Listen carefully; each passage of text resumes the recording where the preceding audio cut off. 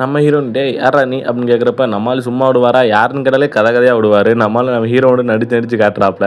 அவன் பார்த்துக்கிட்டு, "இவன் சரியான லூசா இருப்பான் போல இருக்கு" அப்படின்னு கசகசன்னு பேசிட்டு இருக்கப்ப, திடீர்னு ஒரு மாரி ஸ்டக் ஆகி பண்ணி நின்றுட்டா. ஏன்னா இது வந்து இவருக்கு ஒரு வியாதி மாரி. டக்குன்னு பேசிருக்கப்ப ஸ்டக் ஆகி நின்றுக்கிறா. "ஹலோ மேடம்" இன்னும் பார்க்கல. நம்ம ஆளு முரட்டு சிங்கர் வேலையா லைட்டா மேல கைய வேற போடுறாப்புல. "ஏய் என்னடா பண்ற?" அப்படின்னு சொல்லி, "சரி இங்கேயே இருக்கிறது சாக போறியா? இல்ல ஊருக்குள்ள வர போறியா?" "அதோ வந்துட்டேன்" அப்படின்ட்டு வண்டி மேல ஏறிட்டான். ஏறினோனே, "சரி உன்னையெல்லாம் ஊருக்குள்ள கொண்டு போனா ஒரு மாதிரியா பேச ஆரம்பிச்சுருவானுங்க. நீ கீழ இறங்கிப்பா" அப்படின்னு இறக்கி விட்டுருவான். ஊரோட பேரை பார்த்தா வெல்கம் டு டெட். டெட்டுனா மண்ணு. அதான் அந்த வளர்ந்து முக்கியம் சொன்னால, "நீ மண்ணை தேடி போ தண்ணி கிடைக்கும்" அப்படின்ட்டு.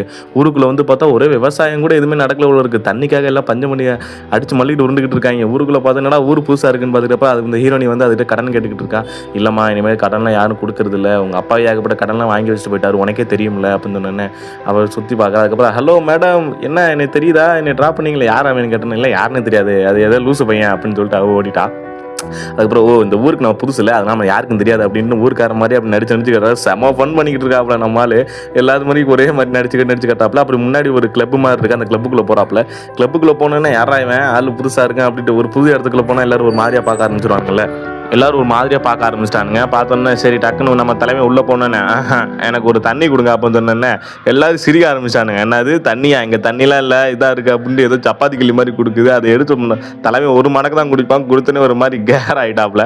அப்புறம் கூட்டத்தில் ஒருத்தன், "யார் பண்ணி?" அப்படின்னு கேட்டோன்னே, "நம்ம ரேங்கோ பற்றியும் தெரியுமே." "என்னது யார்?" நான் கேட்டேன். "என் ஊர் இருக்கிற இடம் வெஸ்ட்டு, நீ பேசுகிற ஆளு மஸ்ட்டு" அப்படின்னு கதை கதையாக விட்டுருக்கிறாப்புல. நீங்கள் காலைல எழுந்துச்சுன்னு ஒர்க் அவுட் தான் பண்ணுவீங்க, ஆனால் நான் நாக் அவுட் தான் பண்ணுவேன் அப்படின்னு பேசியிருக்காப்புல. அப்படியே இந்த பக்கம் கட் பண்ணால் வந்து கடன் கேட்டுக்கிட்டு இருக்கா. "சாரிம்மா இனிமேல் கடன்லாம் யாருக்கும் தர முடியாது, தண்ணி எல்லாம் கம்மியாக தான் இருக்குது, கச்சானாலாம் இதாகி போச்சு" அப்படின்னு என்னமோ பேச ட்ரை பண்ணுறாப்புல. "ஆனால் உனக்கு மட்டும் சொல்கிறேம்மா வந்து பாருமா" அப்படின்னு சொன்னேன்னே.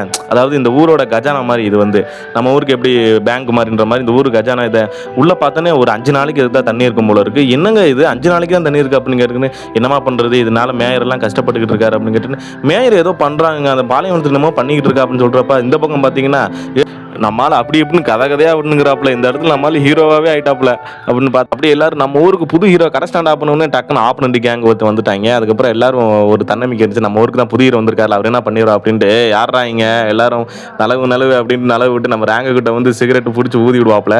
நம்மால் ரேங்கு கம்மன் இருப்பாப்புல. டக்குன்னு சிகரெட் வாங்கி வாயில வச்சுட்டு டக்குன்னு சப்பாத்தி கலர் வாயில போட்டு டக்குன்னு ஏப்ப விடுவாப்புல. டக்குன்னு மூஞ்செல்லாம் நெருப்பாயிரும்.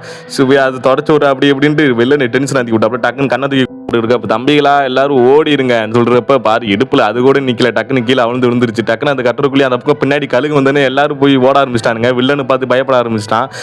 அப்படிதான். ஆனா தலைவன் அது பின்னாடி கழுகுன்னு தெரியல. அப்படிதான் காலையில எனக்கு ஷூ பாலிஷ்னு வந்துடணும், இனிமேல் கண்ணை மட்டும் பார்த்துடாதீங்க, அப்புறம் உங்க சாவா யாராலையும் இருக்க முடியாதுன்னு அப்படின்னு கதை கதையா விட்டு நிற்கிறாப்புல.